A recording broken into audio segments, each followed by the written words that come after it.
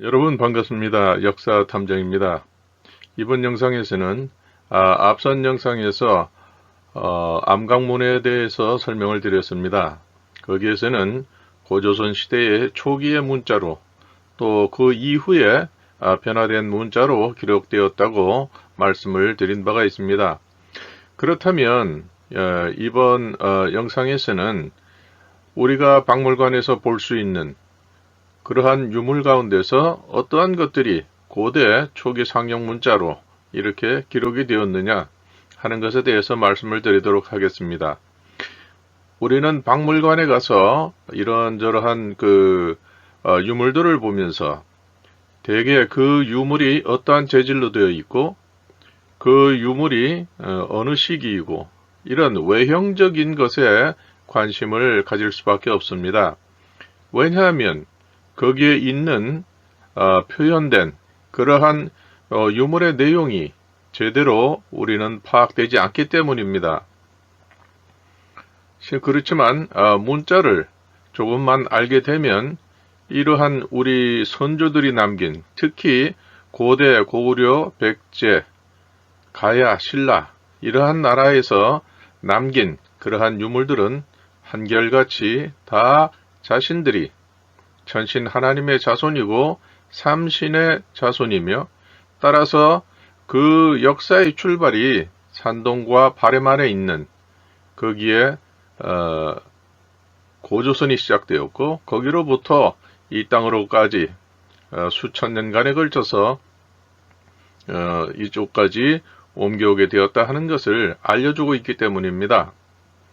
따라서 우리가 만나는 박물관에 있는 유물들은 한결같이 시조인식을 나타내고 있고 따라서 거기에는 전신 하나님은 물론이고 삼신이라는 그 개념이 반드시 포함되기 마련입니다. 적어도 삼신이 포함이 안 됐다 할지라도 전신 하나님에 대해서는 반드시 기록하게 되어 있습니다. 왜냐하면 고대에 남기는 유물들 그리고 글자들은 다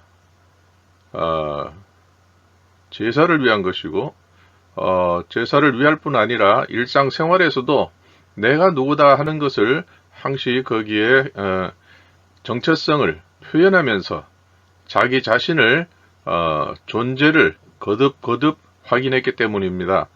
그리고 그러한 것은 대를 이어서 대대손손 너는 누구다. 너는 천신 하나님의 자손이다. 너는 삼신의 자손이다 하는 것을 이렇게 죽을 때까지 듣고 배워왔으며 또 가르쳤기 때문입니다. 그래서 이 땅에 구한말에 왔던 선교사들은 우리 그 조선인들이 돌아가셨다라든지 또 입는 옷이라든지 이런 것들이 이방인들과는 너무나 달랐던 것입니다. 예를 들면 우리가 돌아가셨다 하면 그 언더우드라든지 이러한 그 선교사들은 조선 사람들은 다른 민족과는 다르게 자기가 죽어서 어디로 갈 것을 아는 것 같다. 생사관이 너무나 명확하다. 이런 내용으로 글을 남겼고 뿐만 아니라 윤달의 수의를 선물을 하게 되면 그것을 그 삼배 옷감을 가슴에 끌어안고 굉장히 행복해하고 만족해하면서 웃음 짓는 그런 것을 보고 너무나 의아하다, 기이하다. 수의를 준다는 것은 죽은 사람한테 입히는 것인데 그것을 효도한다고 그 선물하는 것을 보고 아니 저것은 죽는 것과 관련이 있고 죽음을 연상케 하는 것인데 왜 그것에 대해서 거부감이나 이런 그 공포감이나 이런 것이 아니고 왜 저것을 기뻐하고 효도로 받아들이고 효도한다고 또 그렇게 비싼 그 수의를 이렇게 선물하는가 참으로 이상하다. 이해할 수 없다는 그런 반응들을 보이고 있는 것입니다. 그러나 우리가 이러한 전신 하나님과 삼신에 대한 것을 알게 되면 왜 그러했는가 그것을 우리도 심정적으로 이해를 할 수가 있는 것입니다. 그래서 이번 영상에서는 바로 우리가 유물 속에 나타난 우리 천신 하나님과 아드님, 따님 이렇게 포함을 해서 세 분의 신씨, 그래서 이를 일러 삼신이라고 합니다. 이 삼신에 대한 이 내용이 들어있는 유물들을 각 나라별로, 한민족의 나라별로 이렇게 설명을 드리는 그러한 시간을 갖도록 하겠습니다.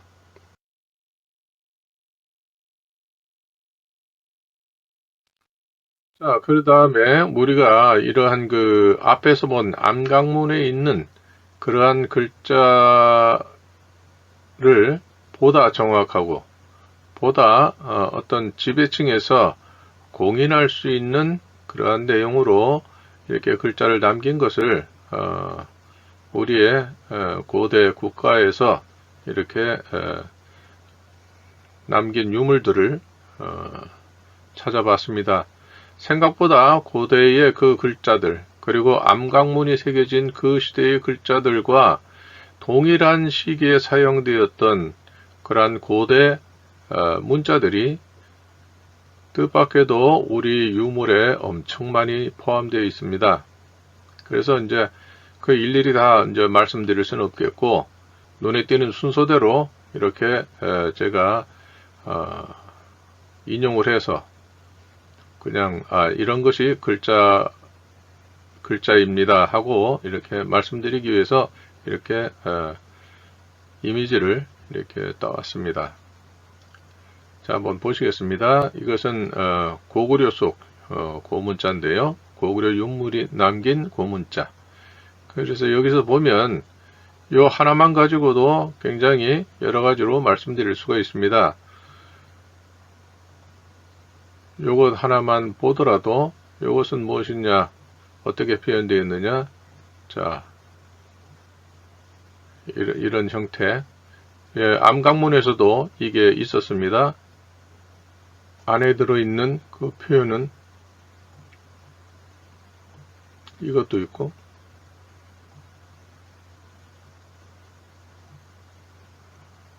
이렇게 된 것도 있습니다. 그 다음에 이 사이사이에 이렇게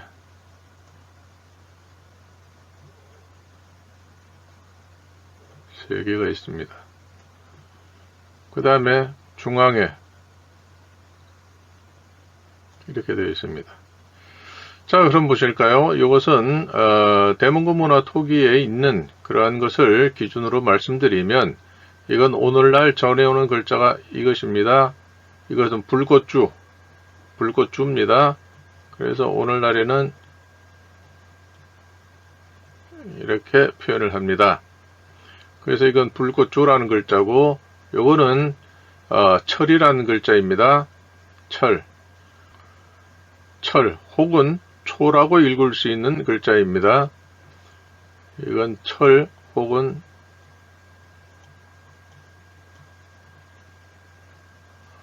풀초자로 읽을 수 있는 글자입니다.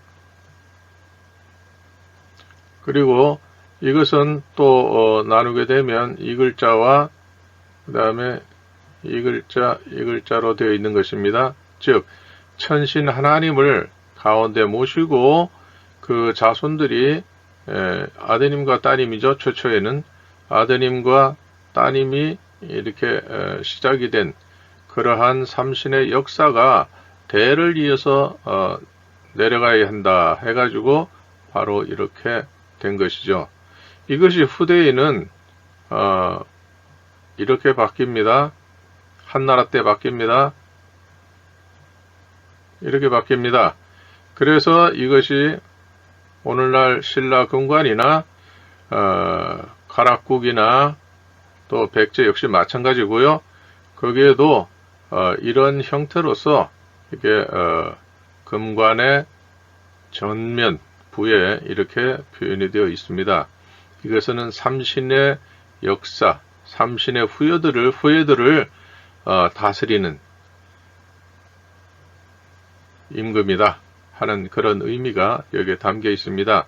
삼신의 역사가 계속해서 지속돼서 내려가기를 바라는 그러한 마음들이, 소망이 여기에 담겨 있습니다. 자, 그래서 이것은 바로 이렇게 어긋난 이러한 초자를 쓴 것은 그때 당시가 푸나르와 사회로서 천신 하나님을 기초로 하고 거기에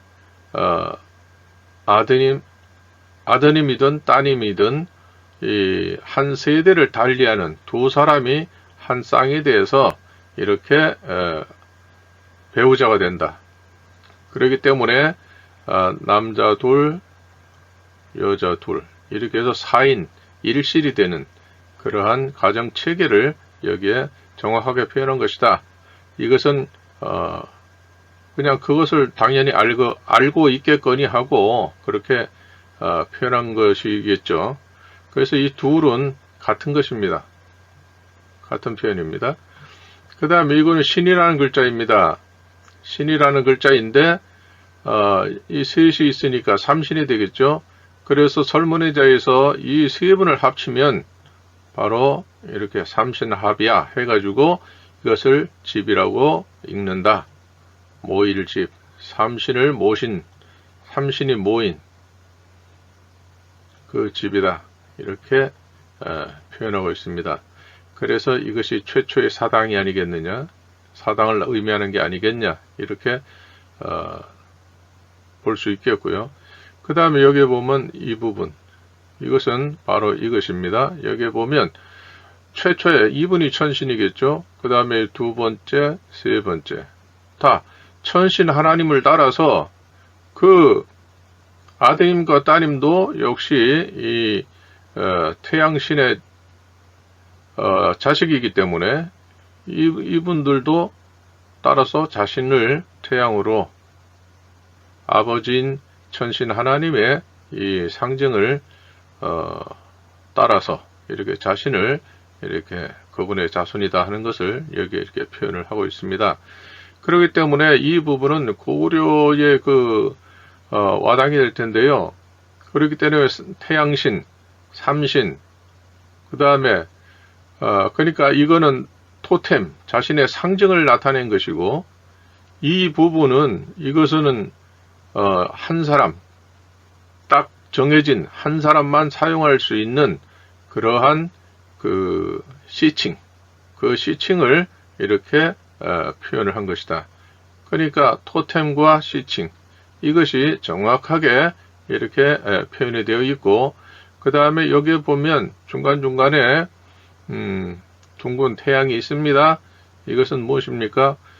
이분들의 후손, 삼신의 후손들이 쭉 앞으로도 계속 이어질 것을 이렇게 소망하는 내용이 담겼다. 이렇게 볼 수가 있겠습니다. 그 다음에 요것은 바로 불꽃주입니다. 이것이 팔공산 암각화, 거기에도 많이 눈 내리듯이 이렇게 표현이 되어 있습니다. 그렇기 때문에 이것은 고조선의 출발을 알리는 그러한 고대의 상형 문자를 여기에 표현해 놓았다. 이렇게 볼 수가 있겠습니다.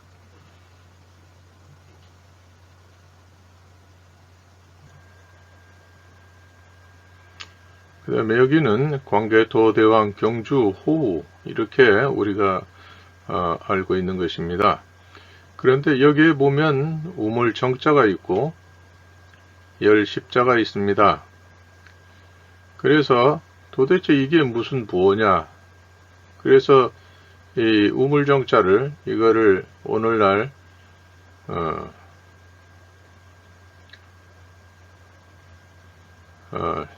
인터넷에서 사용하는 샵 이렇게 설명하는 분이 있습니다. 열십자 이렇게 있습니다. 이것은 이미 제가 영상을 통해서 고구려의 기원에 대해서 설명하는 영상이 있습니다. 거기에 보면 주나라 때에 어떠한 인물이 있었고 또 이것이 고구려의 출발이 하북성 이쪽 일대였다 하는 것을 말씀드린 바가 있습니다. 그래서 고구려는 결코 만주나 이 땅에서 있었던 것이 아닙니다. 여기에 광개토대왕이 자신의 시조 인식을 이렇게 나타냈습니다. 이것은 앞에서 설명드렸던 지리산이나 팔공산의 그 암각문에서도 여기에 보면 열십자는 허다하게 나오는 것입니다. 또 뿐만 아니라 중국 대륙에서 발견된 수많은 금문이라든지 갑골문에서도 이것이 표현됩니다. 그렇기 때문에 이 출발이 바로 산동 지역을 중심으로 해서 고조선이 있었고, 그 안에서 고조선이 사라지고 난 후에 그 안에 남아서 옛 고토를 회복하기 위해 투쟁했던 그러한 족단과 아예 대륙을 벗어나서 점차 동진해서 이 땅으로 온 그 세력이 각각 나뉘었다. 이런 것을 말씀드린 바가 있습니다. 아무튼 여기에서 샵이라든가 바로 열십자, 이것은 그냥 비밀 부호가 아니라 고구려인들이 인식했던 그러한 자신들의 시조와 선조, 이 열십자는 부교와 목의 시조이고, 이 샵은 중시조가 됩니다. 이 샵은 누구인가? 이것은 백익으로 이렇게 추정된다. 이렇게 말씀드렸습니다. 그 다음에 여기에 보면 이건 복제된 것인데요. 복제된 것인데 여기에 이렇게 고구려의 그 상징 문양들이 여기에 들어 있습니다. 이것이 지금 작아서 잘 안 보이는데, 여기 보면 새의 형태가 있고 발이 3개가 있습니다. 그래서 흔히 우리가 이것을 삼족오 이렇게 설명을 합니다. 근데 삼족오라고 하는 것은 좀 맞지가 않습니다. 삼족조가 맞습니다. 굳이 이것을 까마귀로 볼 이유는 없는 것이죠. 왜냐하면 이 역사가 시작된 삼신 8호 다음에 북의 사회에서는 한민족에게는 외조가 되는 소호근천씨가 제위에 올랐을 때에 봉황이 나타났고, 그래서 새를 가지고 관직의 이름으로 정했다 하는 그런 표현들이 있기 때문입니다. 그래서 굳이 새라고 봐야 되지, 이것을 굳이 이렇게 까만색으로 볼 이유는 없는 것이고, 또 우리의 이 부족이라든지 민속으로 전해 내려오는 거기에서도 이 새의 색깔은 붉은색으로 되어 있습니다. 왜냐하면 고조선 시대에 그때에는 푸나로와 사회였고 내외 간의 구별은 있으되 차별은 없었습니다. 그렇기 때문에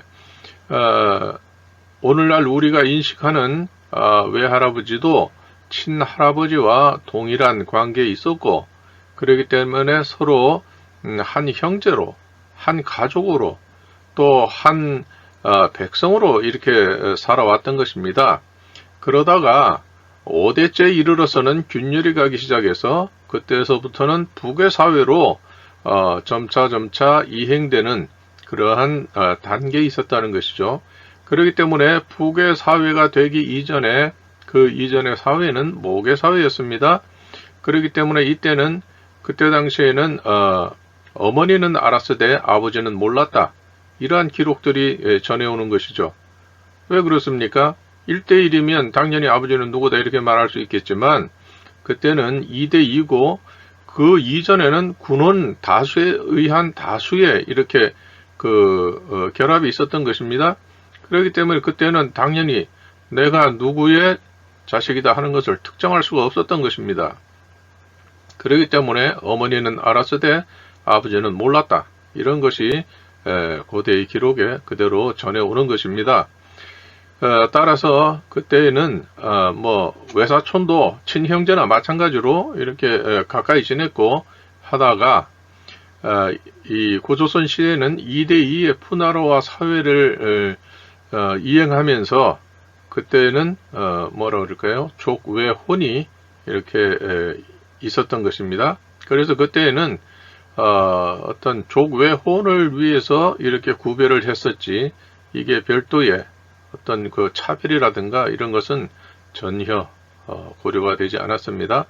그래서 이때 당시에 고려인들이 선조를 기억을 하면서 여기에 새의 형상으로 하고 발을 3개가 된 것은 바로 이 태양, 이것이 다 태양 아닙니까?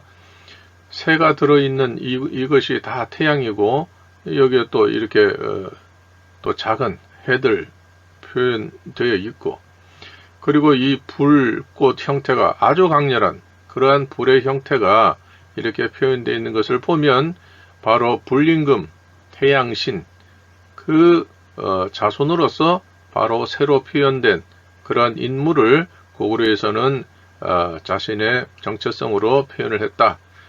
소중하게 여겼다. 그 말은 천신 하나님과 소호 금천씨를 자신들의 손조로 여겼다. 이런 뜻이 되겠죠. 그러니까 그런데다가 이 새의 형상을 보게 되면 흔히 우리가 말하는 고국이라고 하는 그런 형태로서 다 이렇게 구성을 해 놓았습니다. 즉, 이 새의 형태 안에는 바로 양잠신, 뉘조까지 여기에 포함되어 있는 것이죠. 그렇기 때문에 이것은 삼신을 나타내는 그러한 내용이 되겠다. 그래서 여기 이 불꽃과 또 이 삼족조 이런 것을 이렇게 표현한 것을 보면 바로 이 안에 삼신의 형상이 다 들어있고, 이러한 형상의 가장 기본 바탕은 불꽃, 불임금, 곧 태양신, 태양신의 그 바탕에서 그 봉황을 자신의 선조로 인식했던 고구려인들의 그 인식 체계를 엿볼 수가 있고, 또 그것이 한민족의 정체성을 나타내는 것이다. 이렇게 볼 수가 있습니다. 그렇기 때문에 이 하나의 형상 안에는 친조와 외조가 다 이렇게 포함되어 있는 것이죠. 그렇기 때문에 고구려 백제 신라 가야 말할 것 없이 다 똑같이 이분들의 자손들입니다. 물론 뒤에는 이해관계나 이런 것 따라서 서로 적대적이 되기도 하고, 또 이렇게 서로 가까이 하기도 하지만 어쨌거나 횡적으로는 갈등이 있다 할지라도 수직적으로는 삼신에게 있다 있는 것이 한민족의 역사가 됩니다. 그래서 천신에게 제사를 드렸다 하는 그것이 바로 태양신에게 제사를 드린 것이고, 불임금님에게 제사를 드린 것입니다. 이것이 막연한 그 빛나는 해라든지 또 그 관련된 그런 데다가 드린 것이 아니라 그분을 천신 하나님의 모습을 태양에 투영한 것입니다. 그때 당시에는 석기 시대, 신석기 시대에서 청동기 시대로 넘어오는 그 단계였기 때문에 그렇습니다. 그래서 천신 하나님 신농은 줄령에서 광석을 캐가지고 이렇게 청동을 만들었다 하는 그 기록들이 우리에게 전해오고 있는 것입니다. 그리고 구체적으로 합금의 비율은 어떻다 하는 것까지도 다 전해오기 때문에 우리는 이때의 이 시기까지 소급에서 올라가는 그러한 유물을 아직까지 발견 못했기 때문에 그 시대를 부정하고 있는 것이죠. 그러나 언젠가는 분명히 기원전 26세기까지 올라가는 청동 기물이 발견될 것으로 저는 확신합니다. 예전에는 우리에게는 청동기 시대가 없었다, 이런 교육을 받아왔습니다. 그러나 지금은 그렇지가 않죠. 점점 발굴되는 그 기물에 따라서 연대가 점점 14세기, 15세기 계속 올라갑니다. 20세기는 쉽게 올라갈 것이고 25세기는 이 청동기 시대의 시작이기 때문에 아마 이것은 시간이 좀 걸릴 것입니다. 그러나 분명한 것은 고조선은 단군 시대에 있었던 나라가 아니라 그 이전에 있었다. 단군은 그 이전에 나라를 계승한 그러한 중간지대의 그러한 나라다 하는 것을 알 수가 있습니다. 그렇기 때문에 환인, 환웅, 이 시기가 바로 고조선 시대다 하는 것을 먼저 말씀드립니다. 이 부분에 대해서는 제가 별도로 영상을 올리게 될 것입니다. 자, 이건 백제 유물입니다. 백제 유물. 이거 그냥 무슨 도깨비다, 이렇게 볼 수가 있겠죠. 그렇지 않습니다. 자, 여기 보면 이 부분은 알이죠. 그 다음에 이것은 불꽃입니다. 그렇기 때문에 태양에서 나온 이 불꽃. 자, 이거는 어디 연상되지 않습니까? 이것은 대문구문화 토계에 표현되는 그런 방식입니다. 자, 이 볼도 마찬가지죠. 볼도 이 둥근 형태에서 불꽃이 나와 있습니다. 불꽃이 나와 있습니다. 그렇기 때문에 모든 표현이 고대에는 다 시조와 선조, 의미 있는 선조, 그 고조선 시대의 표현법으로 이렇게 이미지를 조합을 하고 그렇게 표현을 했던 것입니다.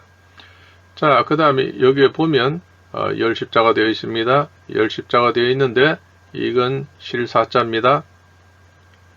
옆에는 이건 신이라는 글자입니다.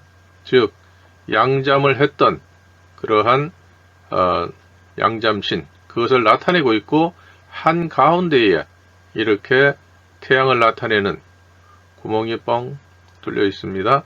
그러니까 천신 하나님의 따님으로서 양잠신인 이분을 시조로 한다. 그러니까 이것은 천신 하나님과 지신 이 두 분을 합친 글자가 되고, 이 글자들은 다 이렇게 태양을 나타내는 원 안에 들어가 있습니다. 왜냐하면 이 천신 하나님, 시조가 되는 천신 하나님이 바로 태양신이고 또 태양의 다른 표현이 되는 불임금님이기 때문에 그렇습니다.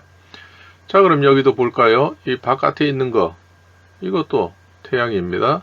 이것도 태양입니다. 그리고 안쪽에 있는 것은 태양과 불꽃이 합쳐졌습니다. 이것은 좀 훼손이 된 것 같은데 이것도 역시 대칭이기 때문에 마찬가지일 것입니다. 그래서 여기에 보면 하나, 둘, 셋, 넷, 다섯, 여섯 이렇게 해서 원 안에 여섯이 되어 있습니다. 이 여섯이 되어 있다는 것은 다섯이거나 여섯이거나 이것은 같은 의미가 됩니다. 왜냐하면 푸나라와 사회였기 때문에 한 세대 차이가 납니다. 그래서 5세대이지만 푸나라와 사회였을 때에는 6세대인 조카까지 이렇게 포함을 해야 되기 때문에 이렇게 6개로 표현했다. 이렇게 볼 수가 있습니다.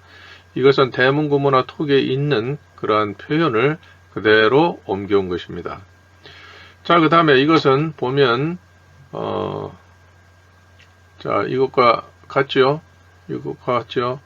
이렇게 둥근 R이면서 태양, R은 해의 순 우리말입니다. 그래서 이 R 위에 꼭지처럼 되어 있는 불꽃, 바로 이 불꽃을 나타냅니다. 여기도 마찬가지고 불꽃이 있죠.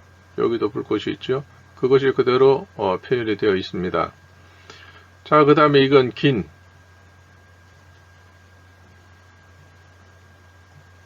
이 표현입니다. 이것은 무엇입니까? 천신 하나님이죠. 신이라는 글자입니다. 이거. 이 글자가 뒤에 가면 이렇게 돼서 납신자가 됩니다. 우리에게 전해오는 글자 납신자가 됩니다. 그 다음에 이것은 오늘날 우리가 익숙한 신신자가 됩니다. 그런데 설문해자에서는 이 글자나 모든 것이 다 똑같다. 그런데 왜 쓸데없이 이렇게 획수가 더 많은 것을 쓰느냐, 이거 필요 없다, 이리 했는데 설문해자의 말과는 다르게 이 글자보다는 우리는 이 글자를 더 많이 쓰게 되는 것이죠. 그럼에도 불구하고 이 글자, 어느 글자든지 이 천신 하나님을 포함하고 있습니다. 품고 있습니다. 그것은 이분이 고조선의 출발이 되기 때문에 그렇습니다. 그래서 조라는 글자를 보면 바로 이렇게 되죠.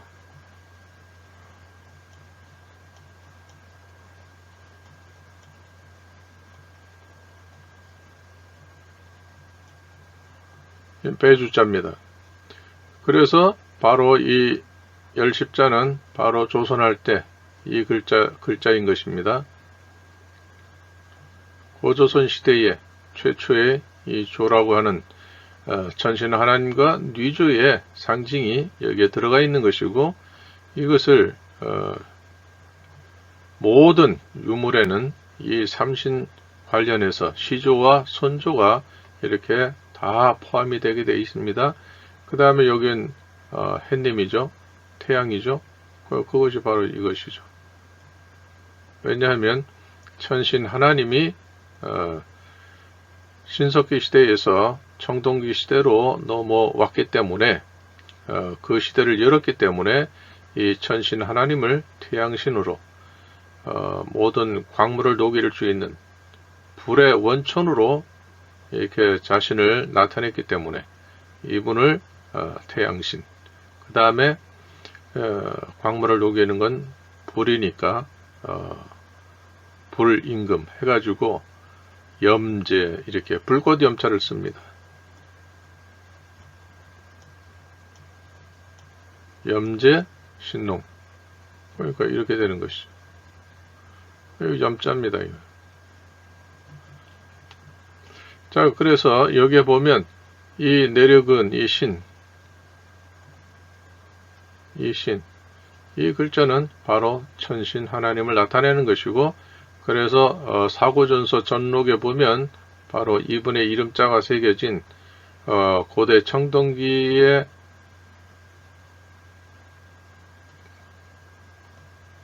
화폐, 청동기 시대의 화폐가 여기 이렇게 표현되었던 것이죠.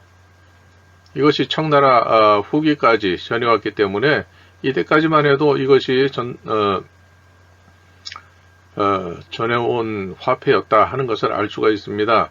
그런데 오늘날 이 실물은 청나라 세대 때 이것을 보고 그렸던 그 실물은 지금 행방불명이 됐습니다. 아마도 그것은 청나라가 망하면서 그 과정에서 혹시 일본에서 약탈해 갔거나 또 하여튼 그 변란 때문에 사라지지 않았겠느냐, 이제 그런 생각이 듭니다. 자, 여기서 신라 유물입니다. 신라 유물 속에 고문자가 있습니다. 자, 여기서 보시겠습니다. 이것을 보게 되면 불꽃이 있고, 그 다음에 해를 이렇게 나타냈습니다. 불꽃이나 해나 같은 개념입니다. 그렇기 때문에 이것은 곧 불임금, 그리고 불임금님의 아드님과 따님 합해서 삼신을 나타낸 것입니다. 삼신을 나타낸 것이고, 여기 독자적으로 이 태양을 표현한 것은 바로 이것이, 다른 것은 다 지우되 이 시조 이분은 지울 수가 없습니다. 그래서 이분은 천신 하나님을 나타낸다 하는 것을 알 수가 있습니다.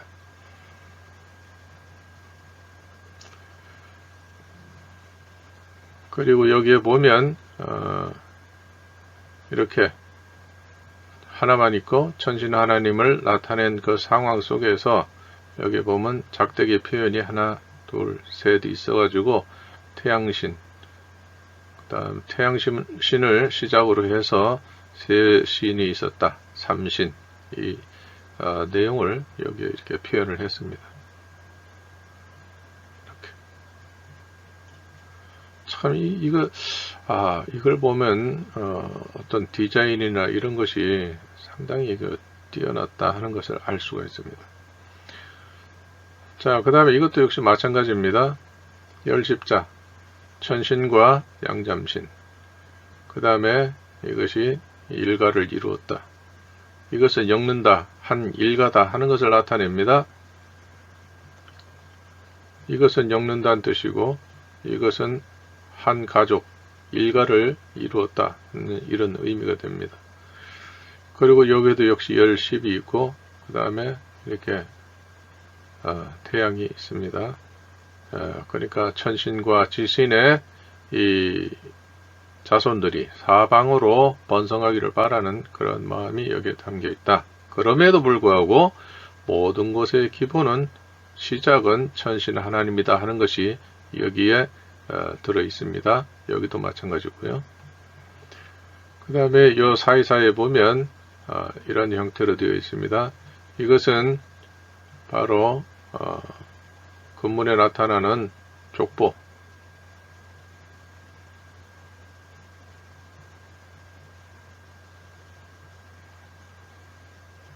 거기에 이렇게 되어 있죠. 그러니까 이것은 바로 이것인데, 이것은 제라고 읽는 그 글자의 출발로 보는 그런 학자들의 의견이 있습니다. 유일한 의견인데요. 그러니까 임금제자에다가 그 다음에 여기에 이건 누구냐면 소후금전씨를 가리키는 것입니다. 그러니까 사성의 시조가 되는 것이 소후금전씨입니다. 여기에 그렇게 기록을 해 두었습니다. 자, 그 다음에 이건 또 매우 중요한 표현인데요. 이것은 환도대도 거기에 들어있는 글자의 표현입니다. 이것은 이사지왕도라고 해서 오늘날 우리가 아는 글자는 이것입니다. 그런데 이 글자를 칼에서는 전혀 우리가 생각 못했던 그러한 표현으로 하고 있습니다.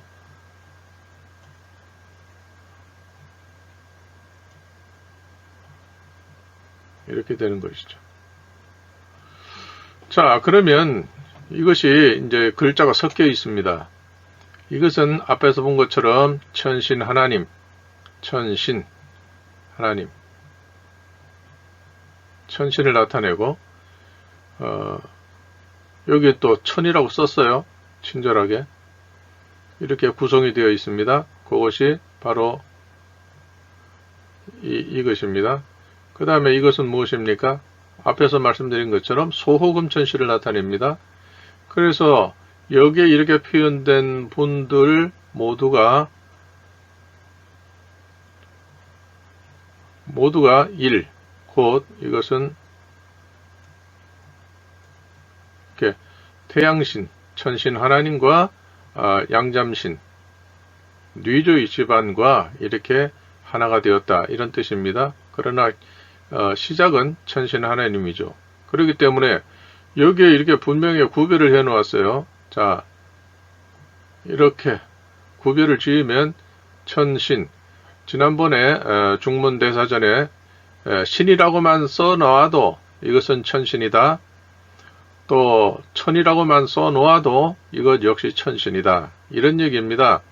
그렇기 때문에 대통령 암흑에 이렇게 하면 대통령이라는 것이 바로 이 천에 해당되는 부분이고, 암흑에는 바로 이 신에 해당되는 그러한 표현인 것입니다. 그렇기 때문에 이것은 토템이라고 말을 하고 이것은 시칭이라고 말을 합니다. 마찬가지로 이건 역시 그러니까 시칭이고 이것은 토템이 되는 것입니다. 그래서 여기에 지 해놓고 알지자 이렇게 써놓고 이것은 한민족으로서는 우리에게 친조가 되고 한민족으로서 이 부분은 외조가 되는 것입니다. 그렇기 때문에 친조와 외조를 구별을 해서 이 안에 이렇게 표현을 해 두었습니다. 그것도 5000년 전 고조선 시대에 그 글자로서 이렇게 표현을 해 놓은 것입니다. 그래서 이것을 볼 때마다 굉장히 참 놀랍다. 그 시대에, 신라 시대에 이렇게 정확하게 자신의 정체성을 인식하고 있었다. 또 이 유물들을 보면 더더욱 확실하게 자신들의 기원을 너무나 잘 알고 있었다. 그렇기 때문에 문무왕 비문에서 신라지 영원 자 형계 창기여 화관지후 이리 해가지고 우리 신라의 신령스러운 근원은 아득한 옛날로부터 내려와서 화관지후에 이르러 그 기틀을 잡았다, 이렇게 되어 있거든요. 그때의 화관지후라는 것은 바로 불임금님을 말하는 것이죠. 불임금님이 모든 관직의 이름을 불로써 이렇게 나타냈고, 그래서 이 불임금님을 화덕왕이라고 합니다. 불로써 모든 사람에게 그 혜택을 줄 수 있었기 때문에, 베풀 수 있었기 때문에 화덕왕이라고 얘기를 하죠. 그래서 이 개념들이 여기에 매우 정확하게 신라뿐 아니죠. 고구려 백제 신라가 다 마찬가지인데, 이 시기로부터 고조선은 벌써 3000년이 지난 시기인데도 어떻게 이렇게 정확하게 자기가 누구인가를 알 수가 있었을까? 전해왔을까? 이거는 지금도 어떠한 방식으로 이렇게 교육을 받았고 양육되었는지 참 이거 너무나도 대단하다. 참 감탄할 수밖에 없는 이러한 표현이라고 볼 수 있습니다. 그래서 여기에 있는 이런 와당이라든지 귀걸이라든지 그 중에서도 이사제 왕도 같은 경우는 너무나 분명하게 신조와 외조를 구별을 해서 이렇게 표현을 했기 때문에 참 놀랍다. 감탄할 수밖에 없습니다.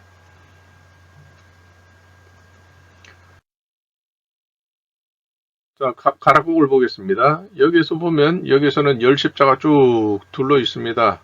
그래서 이것은 열십자라고 하지만 실제로 숫자가 아닌 시층으로 했을 때에는 천신과 지신, 이 부계와 모계의 시조를, 선조가 아닌 시조를 이렇게 인식을 했다 하는 것을 여기에서 이렇게 잘 보여주고 있습니다. 자, 그 다음에 여기서 보면 이 내력은, 이건 거듭 말씀드리지만 천신 하나님입니다. 그 다음에 열십자, 이건 지신이 포함된 것입니다.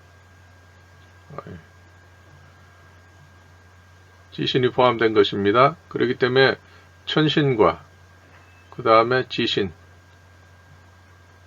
이 두 분을 다 이렇게 인식하는 제사의 대상으로서 이렇게 표현을 해 두었습니다.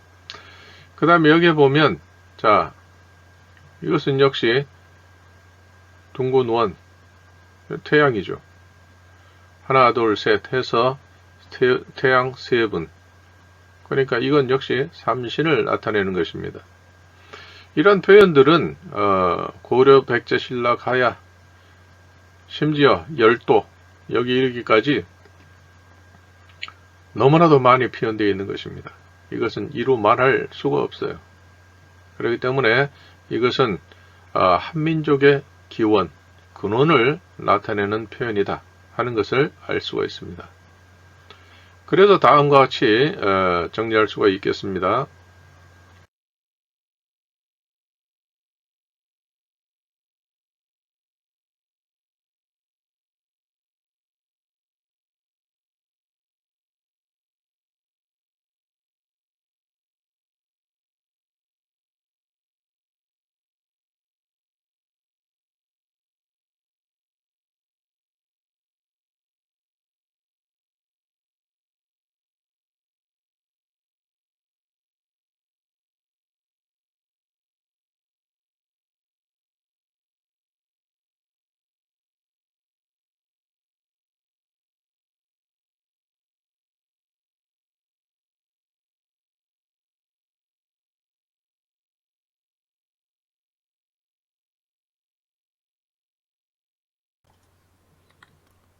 그렇습니다. 이제까지 우리가 고문자에 대해서 문명이라는 사실을 몰랐고, 뿐만 아니라 갈라파고스 같이 고립된 한반도만을 대상으로 역사를 파악하려 했기 때문에 고조선을 이해할 수가 없었던 것입니다.